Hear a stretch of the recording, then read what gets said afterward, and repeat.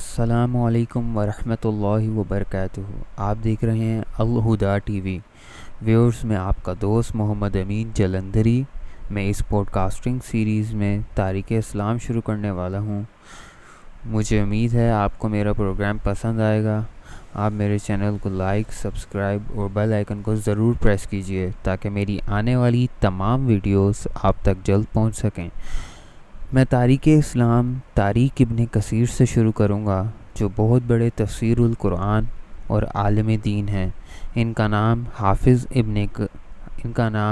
حافظ عماد الدین ابو الفدا اسماعیل ابن کثیر رحمۃ اللہ علیہ ہے۔ ہم اپنی ویڈیو کا آغاز حمد و ثنا سے کرتے ہیں۔ بسم اللہ الرحمن الرحیم۔ حمد و ثناء الہی۔ تمام تعریفات اللہ عز و جل کے لیے ہیں۔ وہی اول و آخر ہے، اس لیے کہ اس سے پہلے کوئی چیز نہیں تھی، اور اس لیے کہ وہ قدیم ہونے کے علاوہ کائنات کی تمام اشیاء کے مقابلے میں واجب الوجود اور لم یزل ہے، ہمیشہ رہنے والی ذات ہے، باریک بین ہے کہ زمین پر چونٹی کی سرسراہٹ کو بھی جانتا ہے۔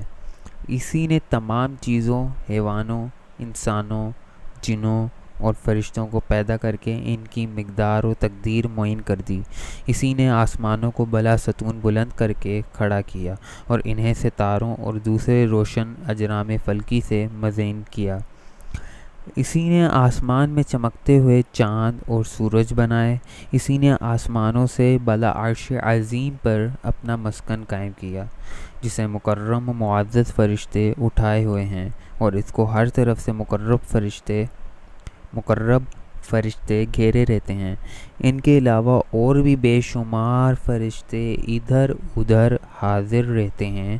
نیز 70,000 فرشتے اور ہیں جو بیت معمور تک پہنچ کر لوٹتے نہیں، اور دوسرے فرشتوں کی طرح اللہ تعالیٰ کی تسبیح و تحلیل میں مصروف رہتے ہیں۔ اللہ تعالیٰ ہی نے دوسری مخلوقات عالم کے لیے پانی پر زمین کو ٹھہرایا اور اسے پہاڑوں کے ساتھ مضبوط کیا، اور زمین میں پانی کے ذریعے رزق پیدا کیا۔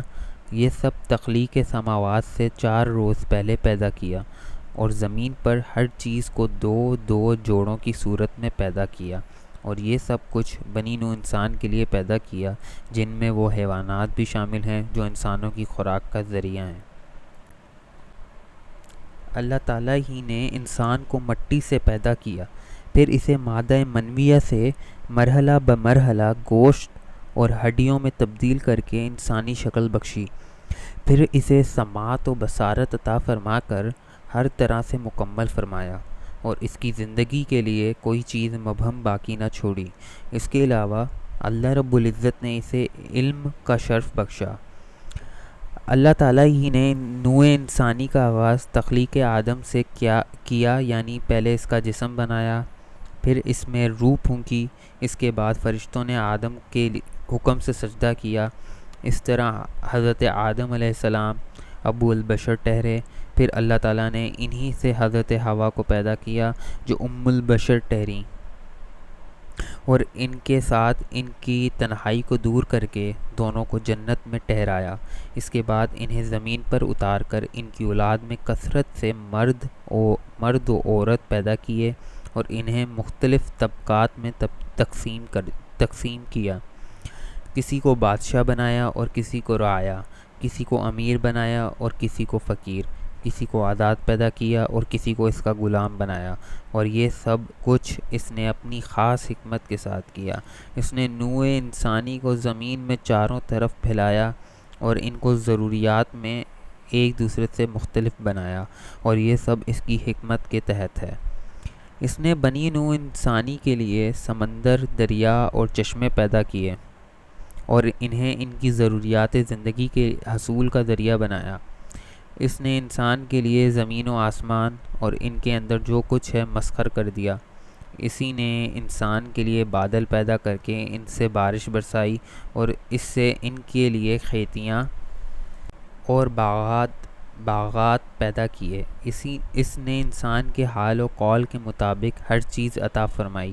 یہ انسان پر احسان عظیم ہے، لیکن افسوس کہ انسان اللہ تعالیٰ کی ان نعمتوں کی قدر نہیں کرتا۔ پھر وقتاً فوقتاً اپنے انبیاء و مرسلین کے ذریعے بنی نوع انسان پر اپنے احکام و ہدایات پر مشتمل آسمانی صحائف و کتابیں اتاریں، اور ان میں تخلیق کائنات سے لے کر قیامت تک کی تمام تفصیلات شامل فرما دیں۔ چنانچہ وہ شخص بڑا سعادت مند اور خوش نصیب ہے جس نے ان کتب و صحائف کے ذریعے فراہم شدہ خبروں کی تصدیق کی اور انہیں صدق دل سے تسلیم کیا، اور قرآن کریم میں جو امر و نواہی موجود ہے انہیں بخوشی قبول کر کے ان پر عمل پیرا ہوا، جس کی وجہ سے اس نے جہنم کی دردناک عذاب سے نجات پائی۔ میں اس ذات پاک کا بیحد شکر گزار ہوں کہ جس نے ہم انسانوں کو زمین و آسمان کی بے شمار نعمتوں سے سرفراز فرمایا۔ اس کا کوئی شریک و حصے دار ہے، نہ عدیل و ہم مثال۔ اس کی بادشاہت قدیم اور ہمیشہ قائم رہنے والی ہے۔ اس کا کوئی مثالی نہیں ہے اور نہ ہی قسیم ہے۔ میں گواہی دیتا ہوں کہ اس کے سوا کوئی عبادت کے لائق نہیں، اور وہ واحد اور لا شریک ہے۔ اس کی کوئی نظیر ہے اور نہ اس کا کوئی ساتھی و مشیر ہے۔ میں گواہی دیتا ہوں کہ محمد اس کے بندے اور رسول اور اس کے حبیب و خلیل ہیں۔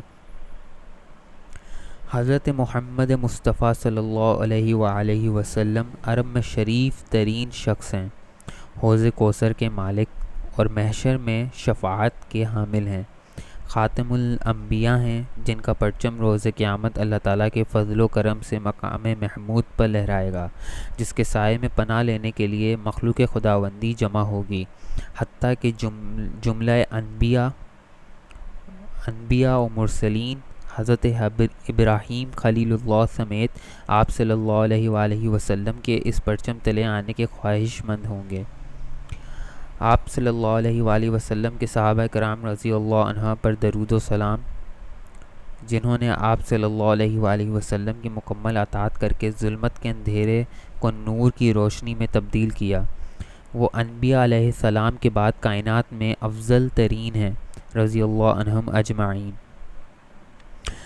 حمد و ثنا کے بعد یہ بندہ عماد الدین ابن کثیر خدائے بزرگ و برتر کے حسن توفیق، اس کی امداد و اعانت اور اس کی بخشی ہوئی طاقت کے سہارے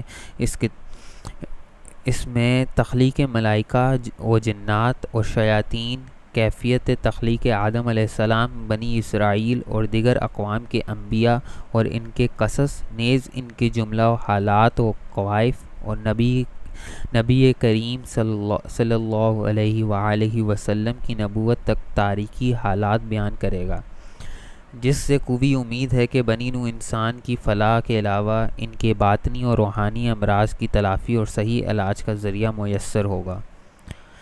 اس کے بعد ہم ان حالات کا ذکر کریں گے جو ہمارے زمانے تک گزرے ہیں، اور اس کے ساتھ حشر و نشر اور روز قیامت کے حالات، دوزخ اور اس کی کیفیت، جنت اور اس کے حسین و جمیل مناظر، نیز ان سے متعلقہ وہ تمام باتیں جو احادیث نبوی صلی اللہ علیہ وآلہ وسلم اور علماء کرام کے توسط سے ہم تک پہنچی ہیں، بیان کریں گے۔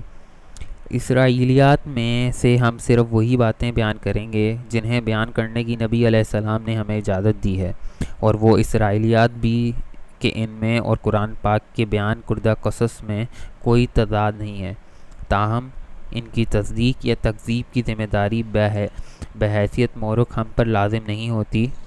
ہم صرف اللہ جل شانہ سے یہاں انہیں مختصر بیان کرنے کے لیے اس کی ہدایت کے طالب ہیں۔ وَهُوَ الْمُسْتَعَانُ۔ اللہ تعالیٰ نے اپنی کتاب مبین قرآن پاک میں ارشاد فرمایا، كَذَلِكَ نَقُصُّ عَلَيْكَ مِنْ أَنْبَاءِ مَا قَدْ سَبَقَ وَقَدْ آتَيْنَاكَ مِنْ لَدُنَّا ذِكْرًا۔ یعنی اسی طرح ہم آپ پر گزشتہ خبروں سے قصے بیان کریں گے، اور ہم نے آپ کو اپنی جناب سے ذکر عطا فرمایا۔ اللہ نے قرآن پاک میں اپنے نبی علیہ السلام کے لیے اپنے دوستوں اور دشمنوں کے قصوں کا ذکر فرمایا، لیکن اسی حد تک جو آپ کی امت کے لیے کافی و شافی ہو۔ بہرحال آپ سے ہم تک جو کچھ پہنچا اسے بیان کرنے پر ہم نے اکتفا کیا اور وہی بیان کیا ہے جو امت مسلمہ اور بنی نوع انسان کے لیے سود مند ہو۔ البتہ ہم ان بیانات کو